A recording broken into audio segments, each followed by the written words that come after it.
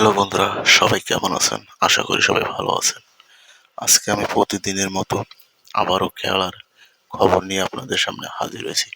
বন্ধুরা, আপনারা এতক্ষণে জেনে গেছেন যে ভারত বনাম বাংলাদেশের যে এশিয়া কাপ আগামীকাল বাংলাদেশ সময় 8টা 30-এ খেলা শুরু হবে।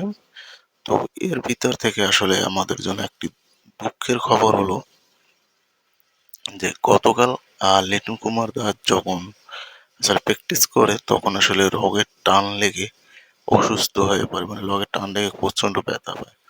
খেলার মাঠে তাসকিন এসে দৌড়ে এসে তাকে সান্ত্বনা দেয় এবং কিছুক্ষণ পরে আসলে সে মাঠ ছাড়ে ব্যথার কারণে।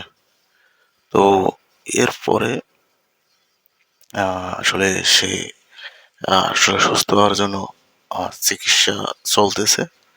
তো অনেকে বলতে আছে যে আসলে লিটন কুমার দাস যে এতটা ইনজুরি হয়েছে আসলে সে খেলায় নাও ফিরতে পারে এবং ভারত এবং ইন্ডিয়ার যে ভারত এবং বাংলাদেশের যে খেলা আহ, আগ- 8টা 30-এ আজকে 8টা 30-এ যে খেলা সেই খেলায় আসলে লিটন কুমার দাস নাও থাকতে পারে, এতটা গুরুতর অসুস্থ হয়েছে।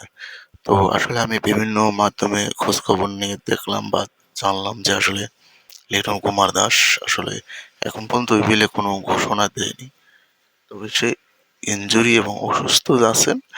আহ, আগামীকাল আসলে টস হওয়ার আগ পর্যন্ত লিটনের জন্য আসলে বার্সাবে টিম ম্যানেজমেন্ট যদি সে খেলার মতো অবস্থানে থাকে তাহলে হয়তো তো আসলে এটা বিকেলে আপনার যে টস হওয়ার খেলা 2 ঘন্টা আগে টস হয়, তো সেই টস হওয়ার আগে আসলে বলা যাবে যে লিটন কুমার দাস আসলে খেলতে পারবেন কি পারবেন না।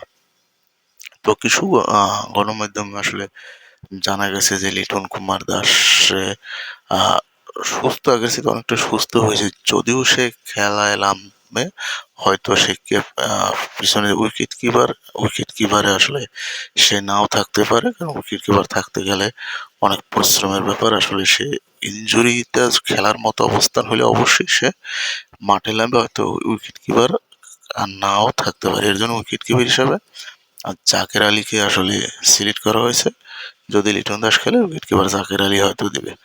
আর যদি আহ, লিটন কুমার দাস যদি না খেলতে পারে ইনজুরির কারণে, হয়তো তার জায়গায় সোহানকে হয়তো একটা সুযোগ দিতে পারে।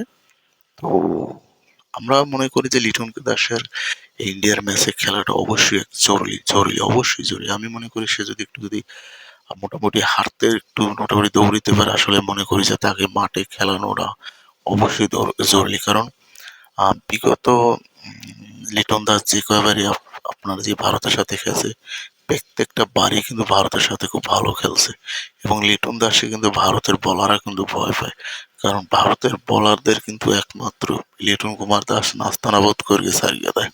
আপনারা জানবেন যে বিগত যে কবার ভারত বাংলাদেশে খেলা হয়েছে লিটন দাস হয়তো একটা দুইটা ম্যাচে খারাপ কাজ, কিন্তু প্রতিটা ম্যাচেই কিন্তু ভারতের বোলারদেরকে কিন্তু ঘাম জড়াইতেছে এরকম আসলে বাংলাদেশে কোনো দ্বিতীয় কোনো প্লেয়ার, তামিম ছিল, তামিমেরও ভয় পাইতো ভারতের প্লেয়ার, কিন্তু বর্তমানে কিন্তু লিটন কুমার দাস সে কিন্তু যেমন ফর্মে আছে আর তেমন কিন্তু ভারতের বোলারদের কিন্তু নাস্তানাবুদ করার মতো একটাই প্লেয়ার আছে, সেটা হইলো আমাদের লিটন কুমার দাস। আর আমরা সবাই চাই যেন লিটন কুমার দাস দ্রুত সুস্থ হয়ে এবং খেলায় যেন ফিরে কোনো মতে, যাতে সে একটু দৌড়িতে পারে এরকম অবস্থা না হলে যেন টিম ম্যানেজমেন্ট যেন তাকে যেন দলে নেয় এবং যেন সে যেন অবশ্যই অবশ্যই আমরা সবাই দোয়া করবো যেন সে যেন খেলায় ফিরে আসেন, সে যেন সুস্থ হয়, টস হওয়ার আগে যেন সে যেন সুস্থ হয়ে খেলার যেন সে স্বাভাবিক সুস্থটা হয়ে যেন খেলায় যেন সে ফিরতে পারে।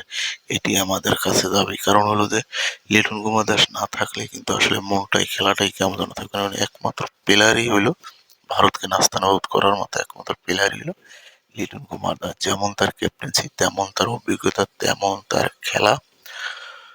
তো 18 কোটি মানুষের একটাই দোয়া থাকবে যেন লিটন কুমার দাস আহ ফিটনেস হয়ে যেন খেলায় ফিরে এবং আমাদের ইন্ডিয়ার দাদাদের সাথে আমি কনফার্ম যে লিটন দাস যদি ব্যাক করে অবশ্যই আমরা ইন্ডিয়ার সাথে জিতবো, এটা 100% গ্যারান্টি দিয়ে বলতে পারি। যে এখন যে 4টা দল ওঠে তার ভিতরে ভারতের পরে যদি ফেভারিট কোনো টিম থাকে সেটা হলো বাংলাদেশ, এবং বাংলাদেশ টিম অবশ্যই জিতবে, এবং লিটন দাসের জন্য আমরা সবাই মন প্রাণ দিয়ে দোয়া করবো।